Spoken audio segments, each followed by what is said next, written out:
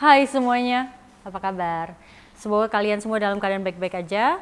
Kali ini agak sedikit mau ngomongin yang lagi rame diomongin di sosial media. Sebenarnya kemarin-kemarin tuh aku memilih untuk tidak terlalu beropini masalah ini karena menurutku teman-teman aku yang sangat pintar sudah menyuarakan pendapatnya. Nah, ini tentang apa sih? Tentang tayangan sinetron di satu stasiun TV di Indosiar tentang poligami. Ya, judulnya adalah Zahra. Satu laki-laki dengan umur mungkin hampir 40 yang mempunyai istri 3, dan Zahra ini adalah istri ketiganya yang masih sangat belia. Nah, kemarin-kemarin aku cukup ke-trigger dengan isu ini. Cuma aku memilih untuk nggak terlalu nggak terlalu komen lah, karena banyak sekali teman-teman aku yang pintar-pintar yang sudah mengungkapkan pendapatnya dan juga banyak netizen yang juga support. Jadi aku memilih untuk lebih ke support mereka aja.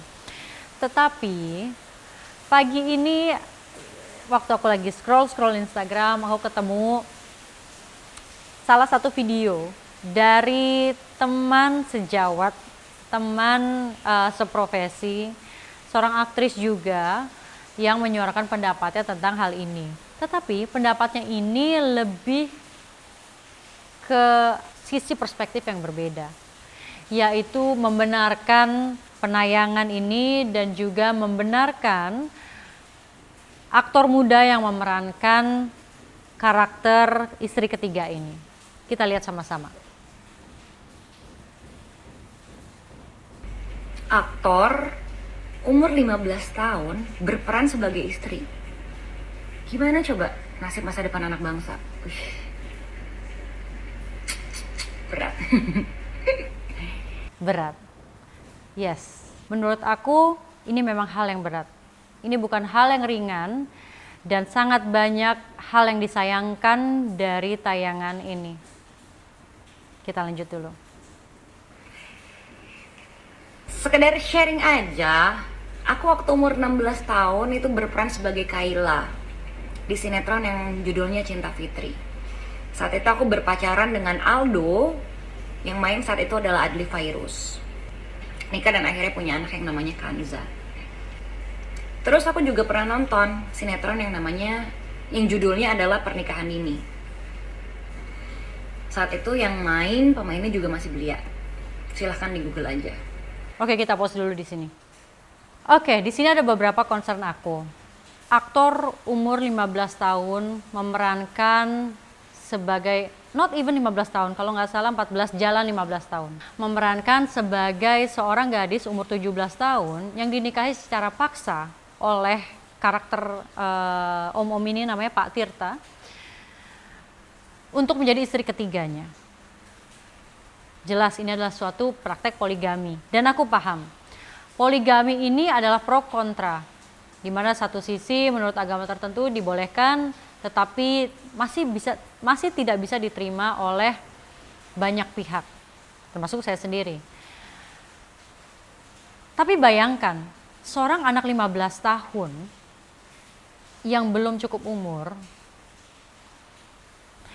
harus dipaksa untuk mencerna adegan poligami di mana umurnya memang belum sepatutnya untuk mencerna. Saya yakin belum sampai ke sana. Dia masih 15 tahun. Tadi beliau bilang bahwa pada poinnya atas nama profesionalisme, seni peran, umur berapapun kita harus bisa memerankan apapun. Oke. Atas nama profesionalisme seni peran, yes. Tapi kalau kalian mau tahu, di produksi-produksi yang lebih baik itu diadakan pendampingan untuk anak-anak di bawah umur.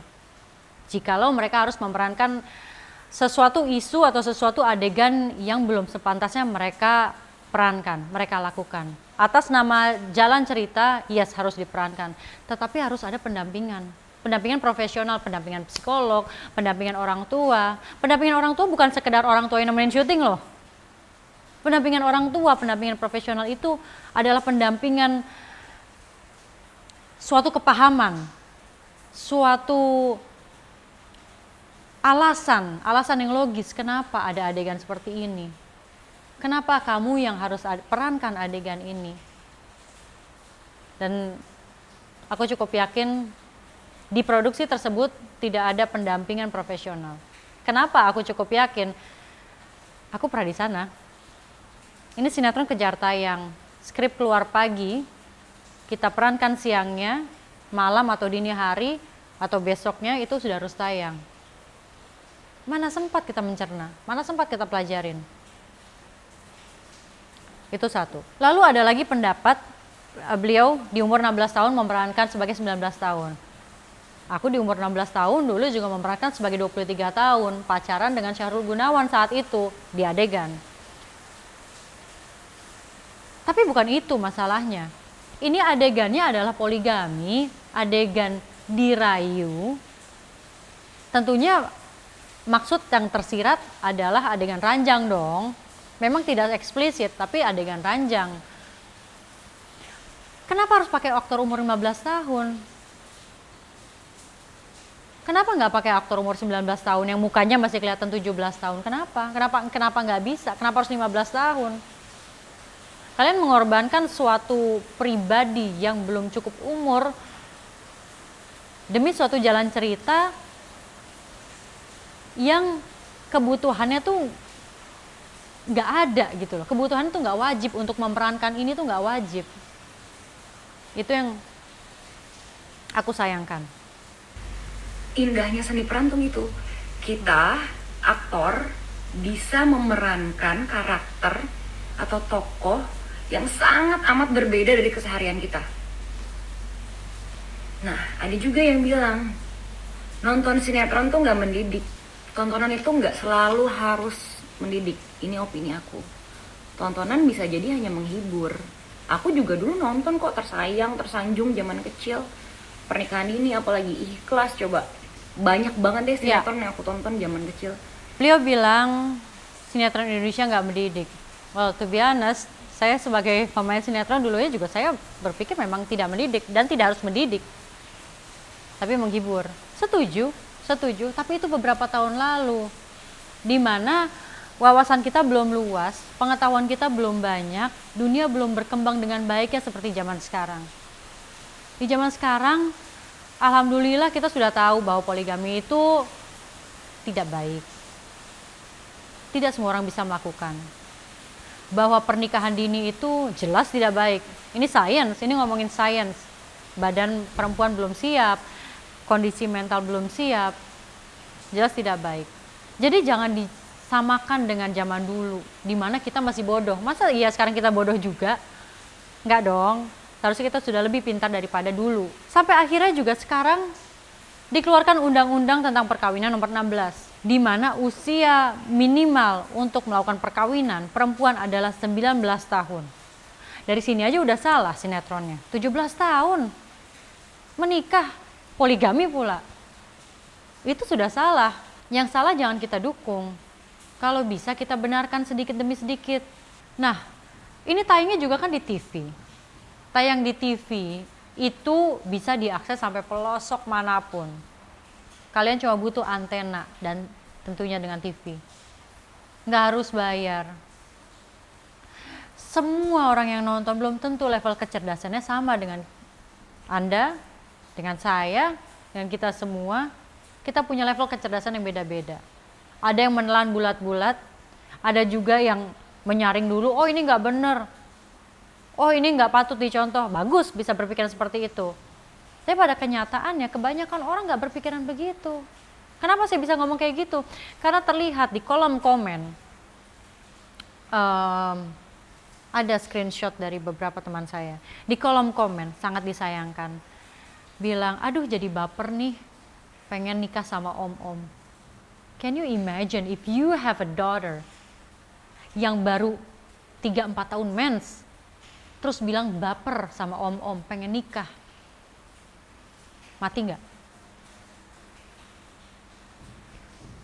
Sakit hati nggak? Itu dari TV loh.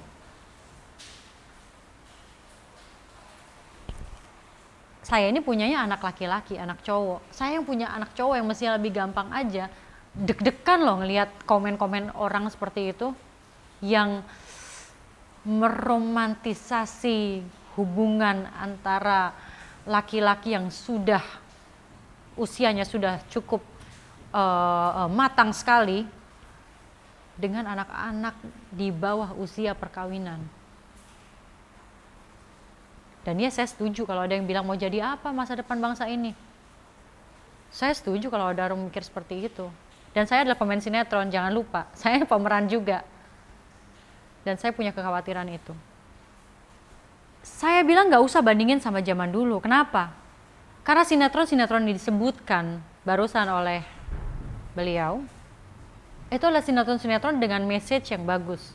Seperti Pernikahan Dini contohnya.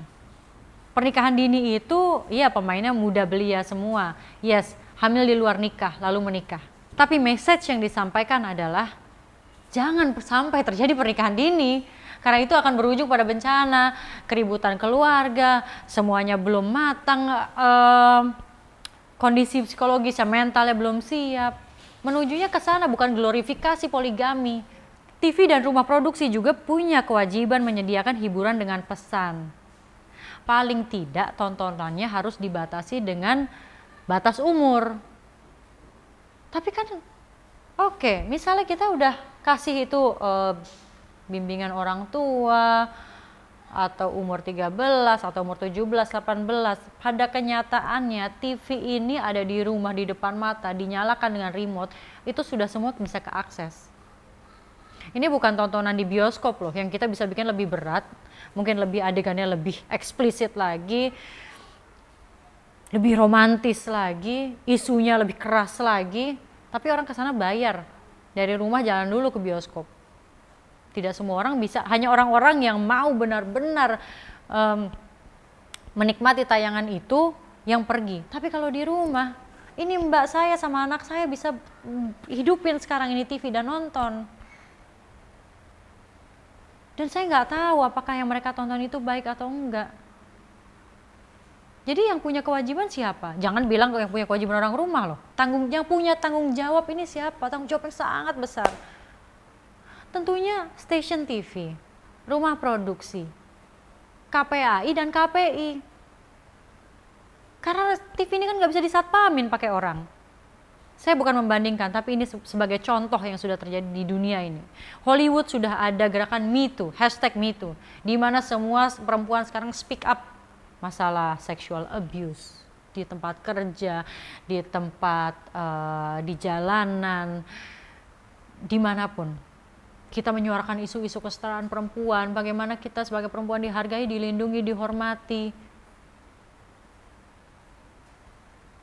Dan itu dipakai sarana media di TV kabel mereka, di produksi mereka, di film mereka dipakai, diglorifikasikan, yang baik diglorifikasikan.